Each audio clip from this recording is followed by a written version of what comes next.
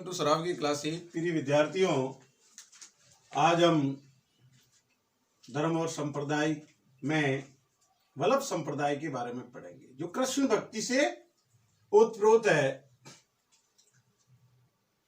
इनके प्रवर्तक वल्लभाचार्य जी हुए और वल्लभाचार्य जी का जन्म विक्रम संवत 1535 और ईस्वी सन में 1478 बैसाख शुक्ला 11 गुरुवार को चंपारण्य नामक स्थान पर इन वल्लभाचार्य जी का जन्म हुआ। इनके पिताश्री का नाम लक्ष्मण भट्ट था और माताश्री का नाम इल्लम्मा गारू। विजयनगर के जो शासक कृष्णदेव राय थे, इन्होंने इनकी चंचलता, इनकी बुद्धिमत्ता से प्रभावित होकर महाप्रभु की उपाधि से अलंकृत किया।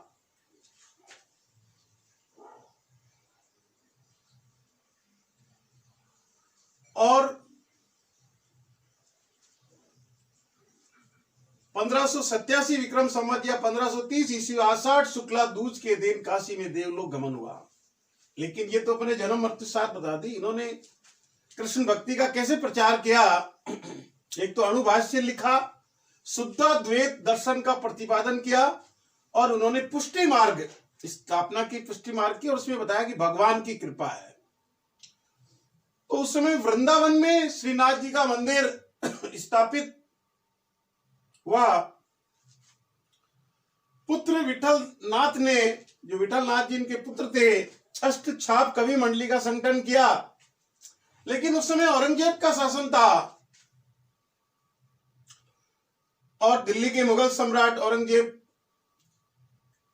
मूर्ति पूजा के कट्टर विरोधी थे। तो मुगल बादशाह औरंगजेब ने भारत के अंदर एक अभियान चला रखा था कि जहां कहीं भी बड़े मंदिर दिखते थे उनको तोड़ना। तो उसके भय से जो दामोदर जी और गोविंद जी द्वारा, गोस्वामी थे, गोस्वामी दामोदर जी वे गोविंद जी द्वारा श्रीनाथ जी की प्रतिमा को गिरिराज यानी जो गोवर्धन पर्वतमान भाषा में बोलते हैं से राजस्थान लेकर के आ गए। और फरवरी 1671 में मेवाड़ के महाराणा राज सिंह जी बड़े महत्वाकांक्षी शासक थे और उनकी अनुमति से मनास नदी के तट पर जो सिहाड़ गांव था, जिसे हम वर्तमान में नाथ द्वारा कहते हैं, सिहाड़ गांव में इस मूर्ति की स्थापना की, श्रीनाथ जी की, जो आज भी भारी भीड़ रहती है। और राजस्थानी भारत में नाथ द्वारा का मंदिर प्रसिद्ध है। इन मंदिरों को द्वारा भी कहते हैं, इसलिए नाम लगा नाथ द्वारा, यानी कहने का मतलब नाथ द्वारा इसीलिए कहते हैं। तो श्री विठल नाथ जी के उत्तराधिकारी थे, जिन्होंने अलग अलग स्थानों पर पीठें स्थापित की, यानी उपपीठ हो गई। मैं मथुरेश जी कोटा, विठल नाथ जी नाथ द्वारा, द्वारकाधीश जी कांकरोली राजसमंद जिले में है, गोकुल नाथ जी गोकुल यूपी में, अपन कहते हैं ना गोकुल को कान्हा, गोकुल चंद जी कामवन भरतपुर में है, बालकृष्ण जी सूरत गुजरात में है, मदन मोहन जी कामवन भरतपुर में। इस प्रकार से ये पीठें उपपीठें स्थापित की गई। अगला आता है निम्बार्क संप्रदाय, जिसको हंस संप्रदाय के नाम से भी जानते हैं। निम्बार्क 12वीं सदी में तेलंग ब्राह्मण परिवार में पैदा हुए। द्वैताद्वैत या भेदा भेद प्रारंभ। निम्बार्क की जो प्रधान पीठ है हमारे अजमेर जिले में सलेमाबाद, किशनगढ़ के पास में सलेमाबाद कस्बा है, गांव है, उस सलेमाबाद में निम्बार्क की मुख्य पीठ है।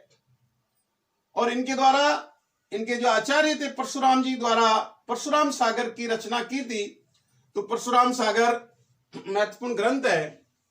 तो इस प्रकार से निम्बार्क संप्रदाय। नेक्स्ट आता है गौड़ीय संप्रदाय, जिसके प्रवर्तक चैतन्य महाप्रभु थे। इन चैतन्य महाप्रभु का जन्म नदिया बंगाल में है, नदिया गांव, और उनके बचपन का नाम निमाई था। और इन्होंने अचिंत्य भेदा भेद संप्रदाय भी कहते हैं इसको, गौड़ीय संप्रदाय को अचिंत्य भेदा भेद संप्रदाय भी कहते हैं। आमेर के राजा मानसिंह प्रथम ने गोविंद देव जी का मंदिर बनवाया, जयपुर में फेमस है गोविंद देव जी का मंदिर। गौड़ीय संप्रदाय जो साधु हैं वो विष्णु स्वामी कहलाए। अब आता है विष्णोई संप्रदाय। विष्णोई नाम से देखिए, आपको याद रखने का तरीका विष्णोई, 20+9, इनके जो 29 उपदेश हैं उनको 20 और 9 के रूप में जाना जाता है और इसी से इसका नाम विष्णोई पड़ा। जाम्बोजी पीपासर नागौर 1451 में पीपासर नागौर जिले के पीपासर गांव में पवार वंश में ये जन्मे। भाद्रपद कृष्ण अष्टमी इनके पिताश्री का नाम लोहाट, माताश्री का नाम हासा देवी, जिसका कहीं केसर नाम भी आता तो राइट करें, केसर भी उनका निक नेम था। विष्णु अवतार मानते थे इनको। 29 उपदेश दिए थे जो मैं आपको बता चुका हूं 20+9 के रूप में। 120 शब्दों का जो संग्रह है उसको जंब सागर कहा गया है। जंब सागर में जो प्रमुख ग्रंथ है जाम्बोजी की मृत्यु मुकाम, ये बहुत डिफिकल्ट क्वेश्चन है मेरे लिए भी। प्रिय विद्यार्थियों, मुझे साफ बोलने में कोई अतिशयोक्ति नहीं है और वास्तव में यो अपने जो शिक्षा है उसमें बड़ा लिपापोती करी हुई है कि बच्चों के बारे में तो सारी जानकारी हासिल कर लेनी चाहिए, लेकिन टीचर को अपने बारे में कम से कम बताना चाहिए। ऐसा कुछ नहीं है, ये साइकोलॉजिकल सोच होती है और एक सिस्टम को अनुशासित रखने के लिए। लेकिन जब हायर एजुकेशन होती है जहां मित्रवत व्यवहार होता है, I am not a gardener, I am not a stone maker जैसे तराशना बोलते हैं, आई एम ए गार्डनर की जगह गाइडर हो गया, मार्गदर्शक। और मार्गदर्शक का मतलब जो ज्ञान है उसको बांटना। तो ये डिफिकल्ट है, मैं तो जहां तक, और इससे रिलेटेड एक क्वेश्चन सब में आता है विष्णु संप्रदाय से। अब बहुत सी बार सत्य जो होता है वो अपन एक दिमाग बिठा लेते हैं। आप बाहर जाते हैं, आप राजस्थान के रहने वाले हैं, राजस्थान में भी किसी गांव ढाणी के हैं, सपोज करो आप महाराष्ट्र गए, तो आप महाराष्ट्र जाने में क्या वहां आपसे कोई पूछता है भाई साहब आप कहां से आए, तो आप कहेंगे सर राजस्थान से आए। वो कहेंगे राजस्थान में कहां से, अजमेर जिले से। आप ये तो बताएंगे नहीं कि मैं अजमेर जिले के रायमला या पाबूतान ढाणी का रहने वाला हूं। आप ये कहेंगे राजस्थान, फिर वो कहे राजस्थान में कहां से, अजमेर, और अजमेर में फिर वो पार्टी से जाए तो आप अपना ब्लॉक बताएंगे। अब वो ब्यावर है, किशनगढ़ है, सरवाड़ है, पिसागढ़ है, नसीराबाद, मोटे मोटे जो आदमी कहीं उनका नाम सुन लेता है।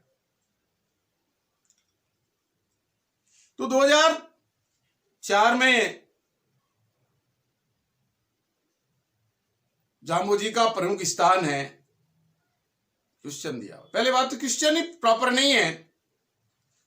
जब प्रमुख स्थान की बात आती है तो नोखा है, बीकानेर जिले में जो नोखा है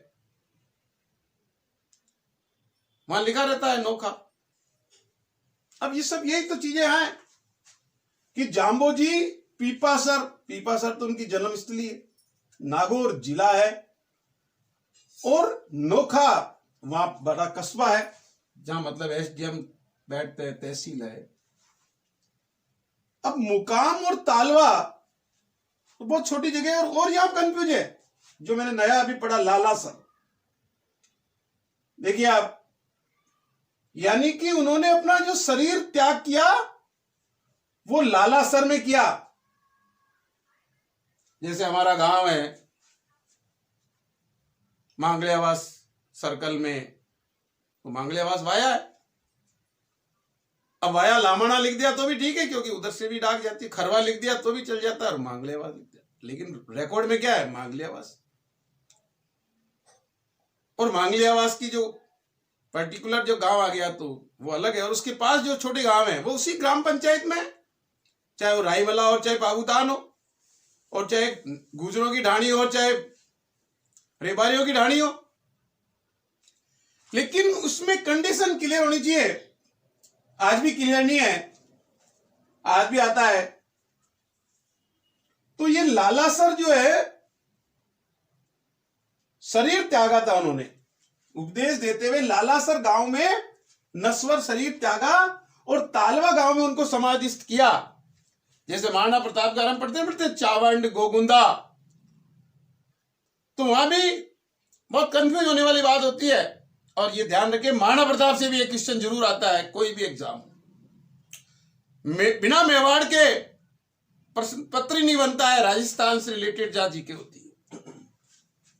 तो प्रिय विद्यार्थियों, आज बिल्कुल क्लियर कर ले कि जाम्बोजी ने लालासर गांव में अपने नश्वर शरीर को त्यागा और लालासर से तालवा गांव में उनको समाधिस्थ किया और मुकाम भी उनका, तो ये स्थान मुकाम कहलाता है, उसको मुकाम भी कहते हैं। अब लालासर और तालवा का जो परिवर्तित नाम है, अब क्लियर करिए आप, वो परिवर्तित नाम क्या है? मुकाम है। तो प्रिय विद्यार्थियों, इसलिए मैं बार बार कहता हूं कि असफल शिक्षक ही सबसे सफल शिक्षक होता है। तो वास्तव में इस मुकाम के बारे में जब भी आगे भी क्वेश्चन आए तो आपको बिल्कुल अपने आप में क्लियर करना है कि जाम्बोजी पीपासर गांव में जन्म हुआ, जिला उनका नागौर था, लेकिन जो बाद में उन्होंने जो अपनी तपस्या, साधना, भक्ति, जिसको हम अलग अलग रूपों से जाने, वो मतलब जो है लीलासर है। क्यों? कि क्या कहा? पूरा पढ़िए आप, देखिए कि इनका जो प्रधान प्रमुख कार्यस्थल था वो समरातल था, और समरातल कहां है? बीकानेर में ही है। समरातल भी बीकानेर में है। और यहां का जो ऊंचा टीला है, जिसे धोक दोरे के नाम से प्रसिद्ध है, उस टीले के वहीं रहते हुए वहां उन्होंने कलश स्थापना की 1485 में। कार्तिक कृष्ण अष्टमी को कलश स्थापना कर विष्णोई संप्रदाय का प्रवर्तन किया और मृत्यु पर्यंत, यानी जन्म से लेकर मृत्यु तक 51 वर्ष तक समरातल में रहकर ज्ञानोपदेश देते हुए, ज्ञान का उपदेश देते हुए लालासर गांव में अपने शरीर को छोड़ दिया, त्याग दिया, शांत हो गए और तालवा गांव में इनको समाधिस्थ किया। और ये स्थान मुकाम कहलाता है। उसको मुकाम बाद में संज्ञा दी है, तालवा को मुकाम बाद में संज्ञा दी है। और फागुन और आश्विन मास की अमावस्या, आज भी अमावस्या है, ऐसी जो अमावस्या आती है फागुन की और आसोज के महीने की, आश्विन मास की, तो यानी साल में 2 बार इनका मेला भरता है। और शब्दवाणी, जो इनके शब्दों का संग्रह, उसको शब्दवाणी कहते हैं। उसको जंबवाणी के नाम से भी जानते हैं और उसको गुरुवाणी भी कहते हैं और उसको वेदवाणी भी कहते हैं। यहां तक तो ये वाणी की बात। और जो इनकी गुरु दीक्षा में डोली पहाल जो संस्कार हैं जाम्बोजी के, उनको मतलब जाना जाता है। अब जैसे क्या है कि संस्कार तो साधु करवाते हैं, परंतु जो नामकरण है, विवाह है, अंत्येष्टि है, ये कराने वाले थापन कहलाते हैं। ध्यान रखिए, कभी कभी आपसे पूछ लिया जाए तो आप इस वर्ड को याद रखें, थापन। की मात्रा थापन, यानी साधु का मतलब है संस्कार। लेकिन जो अपने और है अंत्येष्टि, कोई मृत्यु होगी और दाह संस्कार करना है या नामकरण करना है, विवाह कराने वाले को क्या कहते हैं? थापन। तो पेपर में जब कठिन प्रश्न डालने हैं तो इस प्रकार से बारीकी के प्रश्न उठा करके डाल दिए जाते हैं, जो आपकी समझ से, आपकी पाठ्य पुस्तकों से, आपके गाइड से बाहर होता है। तो मेरा कहने वाला अपन सारे क्यों नहीं क्लियर कर लें, जिससे कुछ भी क्वेश्चन आए बेहिचक हम उस पर डिसीजन लेंगे। जैसे पहले तालवा मुकाम नोका ही था, अब मैंने आपको लालासर भी बता दिया, तो ये लालासर भी दिमाग में होगा आपकी, लालासर यदि ऑप्शन में होगा तो उसको राइट करना ही है। वहां तालवा नहीं होगा, मुकाम नहीं होगा। तो प्रिय विद्यार्थियों, हर चीज क्लियर होनी चाहिए। थापन कहलाता है पीपा, और इनकी जो चारों चीजें थी आज भी अलग अलग। पीपासर में तो इनकी खड़ाऊ रखी हुई है जो पूजी जाती है, मुकाम में इनकी टोपी रखी हुई है, और पिछोड़ो जांगलू में भिक्षा पात्र जो कमंडल होता ना, तुम भी जिसे बोलते हैं अपन, वह चौड़ा है और लोहावट के अंदर इनके पैर के निशान, जैसे रामदेव जी के पगले होते हैं वैसे जाम्बू जी के पैर के निशान लोहावट में रखे हुए हैं। मुकाम में टोपी रखी हुई है, पीपासर में खड़ाऊ और पिछोड़ो जांगलू में भिक्षा पात्र वे चोला। अब इनके जो अलग अलग संहिता है, धर्म है जम्ब संहिता, विष्णु धर्म की प्रमुख पीठ मुकाम तालवा नौका बीकानेर में है। जाम्बा अलग अलग जो और पीठें बनी हुई है जहां पे लोग इनको मानते हैं, भाई वहां तो जाने पे जाते हैं। तो जाम्बा है फलोदी जोधपुर में, रामड़ावास है पीपाड़ जोधपुर में और जागुल है बीकानेर। ये इनके तीर्थ स्थल है, किसके? विष्णोई संप्रदाय के। विष्णोई संप्रदाय के जो विष्णोई हैं वो इन जगह जाकर के जाम्बू जी की उपासना करते हैं। तो प्रिय विद्यार्थियों, हमें हर चीज क्लियर होनी चाहिए। फिर आता है जसनाती संप्रदाय। तो जसनाती संप्रदाय में जसनाथ जी जो कत्रियासर गांव है, उनके लिए फिक्स गांव है कत्रियासर बीकानेर में, जहां अग्नि नृत्य के बारे में अपन जब नृत्य पढ़े थे तो पढ़ा था कि धधकते हुए अंगारों के ऊपर रात्रि जागरण में अग्नि नृत्य वहां के जो इनके उपासक हैं जसनाती संप्रदाय के जो सिद्ध लोग हैं वो करते हैं। तो नाथ संप्रदाय के प्रभाव से जसनाथ संप्रदाय का विकास हुआ, प्रादुर्भाव हुआ। जन्म इनका 1482 में हुआ। कार्तिक शुक्ल 11 शनिवार के दिन कत्रियासर गांव में हुआ। किनका? जसनाथ जी का। और हमीर जी नामक जानी जाट इनके पिताजी का नाम, और पत्नी इनकी रूपा दे के पोष्य पुत्र थे, इनका नाम जसवंत रखा। 12 वर्ष की आयु में ये भागतली नामक जंगल में ऊंटनियों को ढूंढते हुए समय इन्होंने 14 वर्ष में गोरखनाथ जी से दीक्षा ली और गोरखनाथ जी ने इनका नाम जसनाथ रख दिया, है ना। जसवंत से क्या रख दिया? जसनाथ रख दिया। और 1506 ईस्वी को आश्विन शुक्ल 7वें शुक्रवार को 24 वर्ष की अवस्था में जीवित समाधि ली जसनाथ जी ने।